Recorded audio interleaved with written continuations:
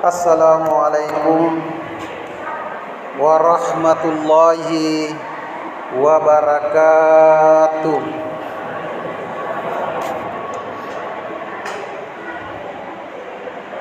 Alhamdulillah, alhamdulillahilladzi arsala rasula bil huda wa dinil haq liyudhhirahu 'ala dini kullihi wa kafa billahi syahida. Asyhadu an la ilaha illallah wahdahu la syarikalah wa asyhadu anna Muhammadan abduhu wa rasuluhu salli wa sallim ala nuril huda sayyidina wa nabiyyana Muhammadan wa ala alihi wa sahbihi ajmain, amma ba'd.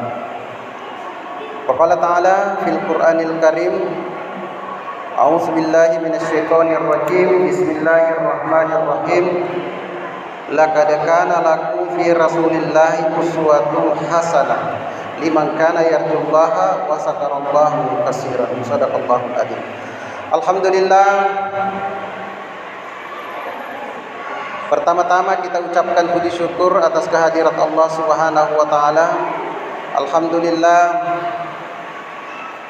tidak terasa pergantian siang dan malam, rasa dingin, rasa panas, dahaga, dan haus, kita sudah berada di malam yang ke-19 bulan suci Ramadan. Sisa berapa hari lagi kita berlanjut di 10 hari ketiga, 10 hari terakhir. Disinilah puncak Ramadan. InsyaAllah kita berlomba-lomba beribadah mencari turunnya Lailatul Qadri, karena dalam sebuah riwayat Lailatul Qadri turun di malam ganjil 10 terakhir di bulan suci Ramadan, yaitu 21, 23, 25, 27 dan 29. Sidang jamaah tarawih yang dimuliakan oleh Allah Subhanahu wa taala, tadi subuh kita berbicara tentang ciri-ciri atau karakter sifat-sifat umat Rasulullah Muhammad sallallahu alaihi wasallam. Maka pada malam hari ini tema saya untuk mensinkronkan tema tadi subuh, yaitu temanya keteladanan terhadap Rasulullah sallallahu alaihi wasallam. Jadi tema adalah keteladanan terhadap Rasulullah sallallahu alaihi wasallam. Rasulullah Muhammad sallallahu alaihi wasallam sebagai uswatun hasanah, atau uswa itu kalau dalam secara bahasa artinya adalah panutan, contoh, teladan. Al-hasanah artinya baik. Jadi uswatun hasanah adalah panutan yang baik, contoh yang baik. Kalau berbicara tentang uswa itu berkaitan dengan sifat atau akhlak. Rasulullah sebagai uswatun hasanah karena Rasulullah memiliki sifat-sifat yang baik atau akhlak yang baik, akhlak yang luhur, yang patut kita teladani, yang patut kita contohi bagi kita yang mengaku sebagai umat Rasulullah Muhammad sallallahu alaihi wasallam. Rasulullah sebagai contoh, bukan hanya memberi contoh saja, tapi Rasulullah sendiri sebagai contoh. Rasulullah sendiri menjadi contoh, karena sekarang ini betapa banyak saudara-saudara kita hanya mampu memberi contoh, tapi terkadang susah untuk menjadi contoh. Apa maksudnya? Banyak orang yang menyuruh kita untuk melakukan kebaikan, menjadi contoh, memberikan contoh. Misalnya salat berjamaah itu pahalanya bagus, nilainya, perbandingannya jauh lebih banyak pahalanya orang salat berjamaah daripada salat sendirian. Itu memberi contoh, tapi terkadang orang tidak bisa menjadi contoh. Menyuruh orang salat berjamaah tapi dia sendiri tidak salat berjamaah, berarti dia hanya bisa memberikan contoh tapi belum bisa menjadi contoh. Rasulullah Muhammad sallallahu alaihi wasallam bukan hanya memberi contoh tapi dia sendiri menjadi contoh. Kalau kita lihat sejarah Bukan sejarah Rasulullah Sallallahu Alaihi Wasallam memiliki sifat-sifat atau akhlak yang baik, sehingga akhlak itulah yang memikat hati seseorang sehingga ingin menjadi pengikutnya, ingin memeluk Islam. Karena Rasulullah memperlihatkan contoh-contoh akhlak-akhlak yang baik. Dan akhlak Rasulullah Sallallahu Alaihi Wasallam, pernah suatu ketika ada yang bertanya kepada Aisyah. Siapa itu Aisyah? Istri Rasulullah. Wahai Aisyah, bagaimana akhlak Rasulullah? Kata Aisyah, hulukuhu bil Quran. Akhlak Rasulullah Sallallahu Alaihi Wasallam adalah Al-Quran. Artinya apa? Ya, itu akhlak Rasulullah Sallallahu Alaihi Wasallam, itulah akhlak-akhlak baik yang tercantum di dalam Al-Quran. Jadi akhlak-akhlak yang baik, sifat yang baik ada semua pada diri Rasulullah Sallallahu Alaihi Wasallam. Rasulullah Muhammad Sallallahu Alaihi Wasallam manusia yang sempurna fisiknya. Karena dalam sejarah itu Rasulullah, Pak, itu orangnya gagah. Kalau selama ini kita menganggap Nabi Yusuf itu gagah, Rasulullah juga gagah. Tapi bukan kegagahannya Rasulullah mau kita ikuti, bukan kegagahannya. Karena apalah artinya gagah tapi akhlak kurang baik, tidak bertakwa. Padahal Allah tidak menilai kegagahannya seseorang. Sebagaimana dalam hadisnya Rasulullah SAW, Inna Allah la yanzuru ila suwarikum wala ila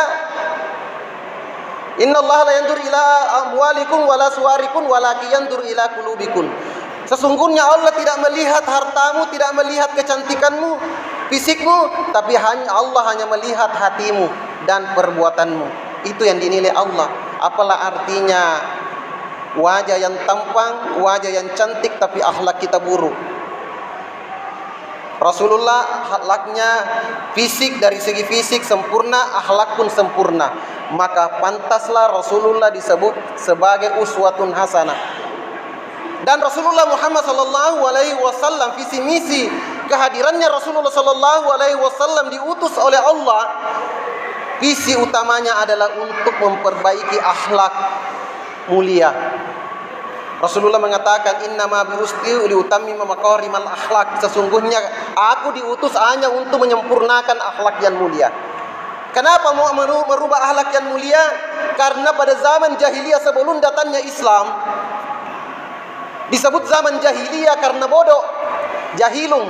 Jadi bahasa Arabnya itu bodoh, jahil. Jadi kalau ada bilang anta jahil, itu artinya anda bodoh. Jahiliyah artinya zaman kebodohan. Kenapa disebut zaman kebodohan? Apakah pada saat itu orang tidak tahu membaca, tidak tahu menulis? Tidak. Bahkan pada saat itu orang sangat pintar. Kenapa? Karena orang Arab pada saat itu rata-rata bekerja sebagai pedagang, pintar dia berbisnis. Tapi kenapa disebut zaman jahiliyah? Karena memiliki tingkah laku yang bertentangan dengan hati nurani manusia. Apa contohnya? Tingkah laku zaman jahiliyah bertentangan dengan hati nurani manusia. Apa yang disembah di zaman jahiliyah adalah patung. Ada Lata, Uzza, Mana dan Hubal, itulah yang disembah.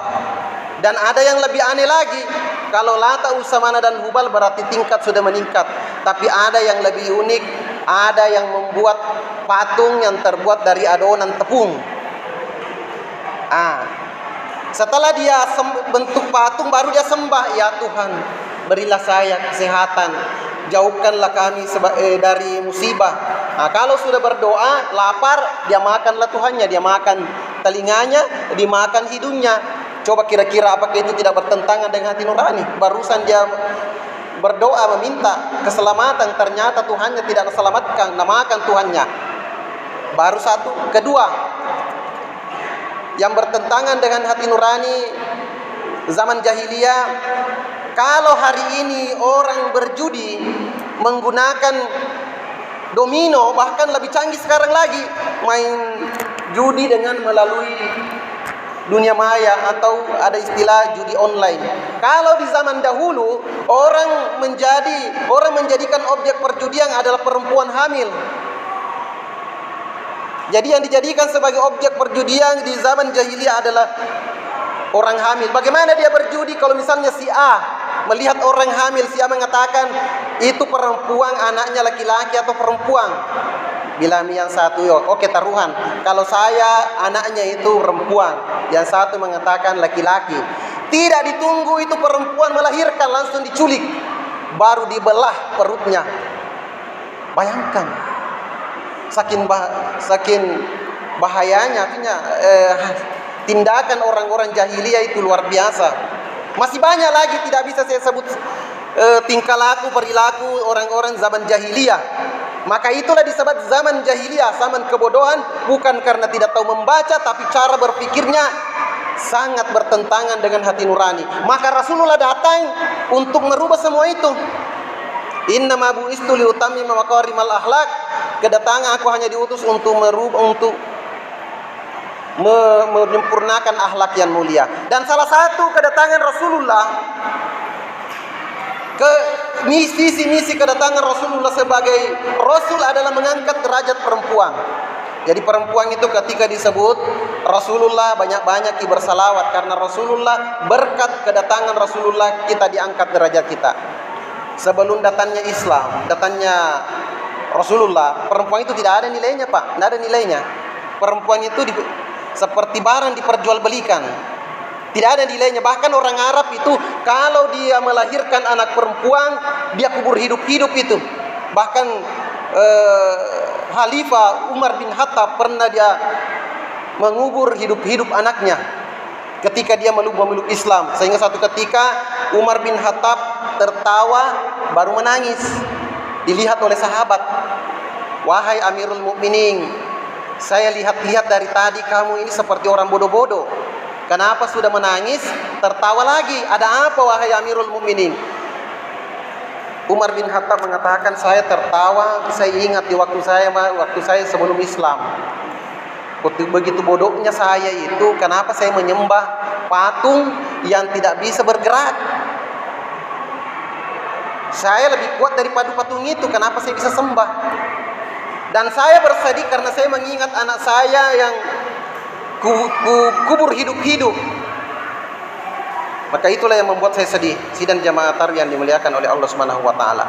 Maka itulah kedatangan Rasulullah untuk merubah akhlak, menyempurnakan akhlak yang mulia pada saat itu. Apa akhlak Rasulullah yang patut kita contohi? Satu kisah. Mungkin satu kisah yang saya angkat. Rasulullah itu sifatnya pemaaf, Pak. Rasulullah itu tidak pemarah, tidak pendendam. Ada seorang pengemis Yahudi buta. Jadi sudah pengemis Yahudi buta lagi. Dia senantiasa duduk di dekat pasar Ukas pada saat itu. Itu orang Yahudi buta. Dia buta tapi setiap hari dia duduk di situ dan berteriak, berbicara terus menerus. Dia sampaikan kepada orang yang lewat. Wahai orang-orang yang datang di sini, kalau kamu ketemu dengan Muhammad, jangan pernah percaya Muhammad. Muhammad itu pembohong. Muhammad itu pendusta. Dia menyeleweng, dia mengingkari Tuhan kita, Lata, Uzza dan Mana dan Hubal. Jadi itu terus diucapkan pengemis itu di pinggir pasar. Suatu ketika Rasulullah lewat. Rasulullah mendengar itu. Rasulullah tidak marah. Kalau kita mungkin marah nih, tapi Rasulullah tidak marah. Dia dekat kepada pengemis itu, lalu dia bertanya, apakah Bapak sudah makan? Dia bilang, belum. Dari pagi saya belum makan. Maka Rasulullah membelikan roti si pengemis buta itu, baru Rasulullah menyuapin dengan kelembutan. Sambil berbicara, sambil disuapin, pengemis itu masih tetap mengomel-ngomel. Kamu kenal Muhammad? Iya. Jangan percaya Muhammad itu pembohong, pendusta. Dia itu mengingkari kepercayaan nenek moyang kita. Padahal yang menyuapinya adalah Muhammad. Keesokan harinya Rasulullah lagi begitu terus sampai seterusnya, menjadikan kebiasaan Rasulullah itu setiap hari dia berikan makanan itu, memberi makan pengemis Yahudi buta itu. Tapi setiap dia disuapin begitu terus perkataannya, jangan percaya dengan Muhammad. Satu ketika pengemis ini menunggu pagi sampai sore tidak ada. Karena pada saat itu Rasulullah sudah berpulang ke rahmatullah, Rasulullah sudah wafat. Maka pengemis ini menunggu terus dari pagi sampai sore, karena dia tahu jam sekian datang itu orang yang memberi saya, menyuapi saya makanan. Nah, setelah Rasulullah dikuburkan, Abu Bakar bertanya kepada anaknya Aisyah, tidak lain adalah istri Rasulullah, "Wahai anakku, masih adakah kebiasaan Rasulullah? Amalan-amalan Rasulullah belum saya lakukan." Kata Aisyah, Rasulullah semasa hidupnya ada kebiasaannya setiap pagi dia pergi di pasar Ukas. Di sana ada pengemis buta, tapi Yahudi, dia beragama Yahudi. Kemudian Umar dia cari, Abu Bakar dia cari itu pengemis, gajinya dia dapat. Dia ketemu, pada saat itu dia swapping pengemis itu. Pengemis itu bertanya, "Dari mana saja, Anak?" "Saya dari kemarin, dari tadi pagi saya cari, saya tunggu tidak datang." Dia swapping. Dia bilang, tidak bicara Abu Bakar, dia bilang. Sambil berbicara, sambil disuaping, ini pengemis masih seperti itu, ngomel-ngomel. Kalau ketemu Muhammad jangan percaya Muhammad. Muhammad itu pembohong, Muhammad itu pendusta. Tapi ini Abu Bakar jengkel, emosi, sehingga cara menyuapinnya kasar cara menyuapinnya. Langsung pengemis itu bertanya, "Kamu siapa? Kamu tidak selembut yang kemarin yang menyuapin saya. Kamu ini bukan yang seperti yang kemarin. Kau bukan ini. Siapa kau?" Bilang, "Saya Abu Bakar As-Siddiq, temannya itu yang menyuapin kamu." "Siapa itu yang menyuapin saya?" Pengemis itu bertanya, "Itulah yang kamu setiap hari kamu caci maki, kamu bilang pendusta, pembohong, dia adalah Muhammad." Pengemis itu gemetar, karena dia baru tahu ternyata yang menyuapi saya selama ini dengan lembut, penuh kelembutan, itulah orang yang saya caci maki. Dia bilang, ternyata dia Muhammad itu orangnya bagus. Selama ini saya salah kalau Muhammad itu orangnya pembohong, pendusta, ternyata dia orangnya baik. Makanya seketika itu pengemis itu mengucapkan, dia katakan, "Wahai Abu Bakar As-Siddiq, dengarkan, saksikanlah saya pada hari ini. Saya akan mengucapkan asyhadu an la ilaha illallah wa asyhadu anna Muhammadar Rasulullah." Itulah Rasulullah, sifat pemaafnya, memiliki tidak pendendam, tidak pemarah. Andaikan kita, pasti kita marah. Kemudian sifat yang harus kita teladani Rasulullah, sifat jujurnya. Rasulullah disebut Al-Amin karena memiliki sifat jujur. Makanya ketika Rasulullah ikut berdagang kepada istrinya Siti Khadijah sebelum diperistri, memiliki sifat-sifat jujur sehingga Khadijah memikat hatinya untuk melamar Rasulullah. Akhirnya dilamar Rasulullah dan menikahlah dengan Siti Khadijah. Itu masih banyak sifat-sifat Rasulullah Sallallahu Alaihi Wasallam yang patut kita contohi dalam kehidupan ini. Kalau kita mengaku sebagai umat Rasulullah, maka teladanilah itu sifat Rasulullah, jujur, pemaaf, dan Rasulullah itu pemalu. Demikian, semoga apa yang saya sampaikan dalam ceramah yang singkat ini sebagai kesimpulan, semoga kita mengaku sebagai umat Rasulullah, bukan sekadar mengakui, tapi Rasulullah kita diakui nanti di hari kemudian. Dengan cara, bagaimana caranya? Dengan meneladani, mencontohi sifat-sifat akhlak Rasulullah dalam kehidupan kita sehari-hari, sehingga kita bersama Rasulullah nanti di akhirat. Karena Rasulullah mengatakan kullu ummati kana ma'i fil jannah, setiap umatku pasti akan bersama saya di dalam surga, illa man aba, kecuali yang tidak mau. Jadi Nabi mengatakan semua umatku bersama saya nanti di surga kecuali yang tidak mau. Yang tidak mau itu yang tidak mau meneladani, mencontohi akhlak-akhlak Rasulullah. Demikian, hadanallahu wa iyyakum ajma'in, wabillahi taufiq wa sa'adah. Assalamualaikum warahmatullahi wabarakatuh.